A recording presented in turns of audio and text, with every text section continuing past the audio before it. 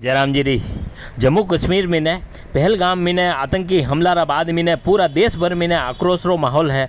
जगह जगह पे आक्रोश प्रदर्शन वेरा है और मृतका ने श्रद्धांजलि दी जा रही है।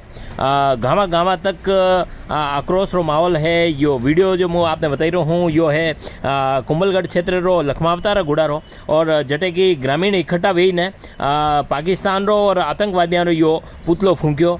आणि दौरान जसवंत सिंह, करण सिंह, मनीष जोशी, सुरेश जोशी और बीजेपी महिला मोर्चा री अध्यक्ष निर्मला जोशी और बड़ी संख्या में लोग वटे उपस्थित था। यो वीडियो जो है सुरेश नागदा फतेहपुर वाले अपने लिए भेजो है। हिंदू हिंदू जात पात की करो विदाई, हम सब हिंदू भाई भाई, जात पात की करो विदाई, हम सब हिंदू भाई भाई। इस्लामिक आतंकवाद मुर्दाबाद मुर्दाबाद, इस्लामिक आतंकवाद मुर्दाबाद मुर्दाबाद।